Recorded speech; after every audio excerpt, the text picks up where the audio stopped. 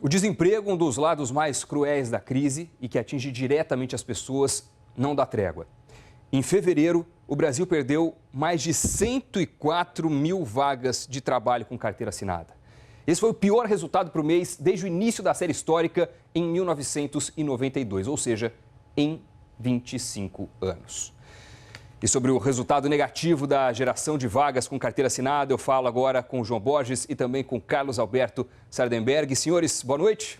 Boa noite. Boa noite, João. Boa noite, Doni. João, começando com você, já se esperava um resultado negativo para esse dado, mas o resultado veio 2 vezes pior que o estimado. Pois é, Doni, realmente estamos nessa situação em que as previsões pessimistas terminam se confirmando erradas, ou seja, a realidade termina sendo pior do que aquilo que se previa.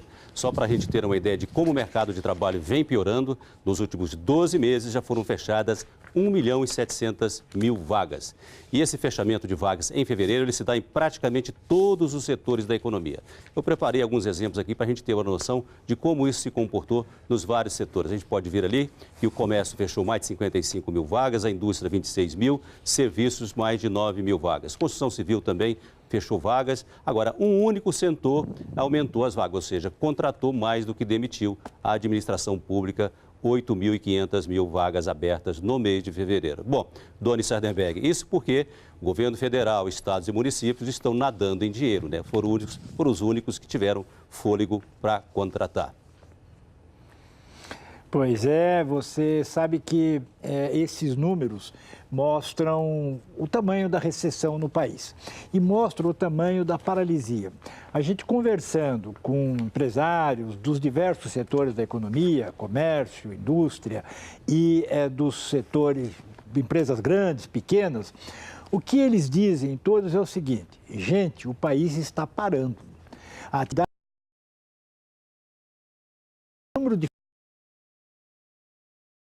os números de desemprego que vão sair amanhã e depois serão altos e não há perspectiva de melhora. Por exemplo, a indústria fechou vagas em janeiro e fevereiro e havia uma expectativa, uma esperança de que a indústria começasse a dar uma melhorada no mês de fevereiro. Nada disso. E o pessoal diz, o país está parando. Por que está parando? Porque, dada a incerteza em relação à economia, você não sabe qual vai ser a política econômica, não sabe qual vai ser a diretriz econômica nos próximos meses, as empresas estão fazendo o quê?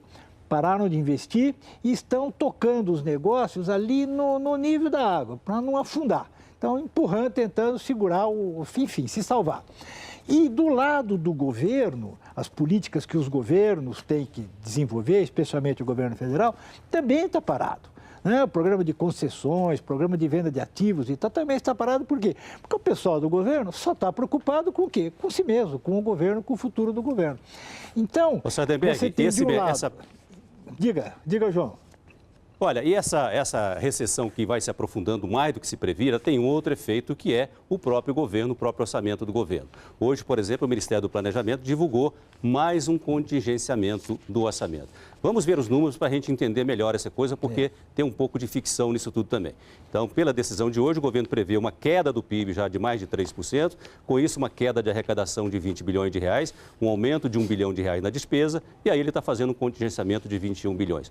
Onde é que está a ficção em tudo isso? É que amanhã o governo, no caso o Ministério da Fazenda, vai pedir ao Congresso a ampliação do limite para gastar mais. Ou seja, se estava prevendo um superávit de 30 bilhões, o governo pediu para descontar disso 84 bilhões, que na verdade, somando tudo isso, daria um déficit para este ano de 60 bilhões. 60 bilhões já não são suficientes para fechar as contas do governo. Ou seja, esse déficit este ano, de acordo com a decisão que vai ser anunciada amanhã, vai superar os 60 bilhões, porque a economia aprofunda a recessão e a arrecadação continua caindo. Ô João, o fato é que você pode escolher qualquer recorte que quiser. O emprego de hoje, pior da história, 2 vezes pior que o cenário negativo projetado pelos economistas. Pode pegar PIB, com todas as revisões que vêm sendo feitas, indústria. Fato é que o cenário hoje da economia brasileira e a crise da economia brasileira é muito pior que as consequências sentidas como resultado da crise global em 2008 e 2009. Em todas as fotos que a gente tira, a economia hoje está sofrendo mais do que quando o mundo inteiro sofria. Sardenberg.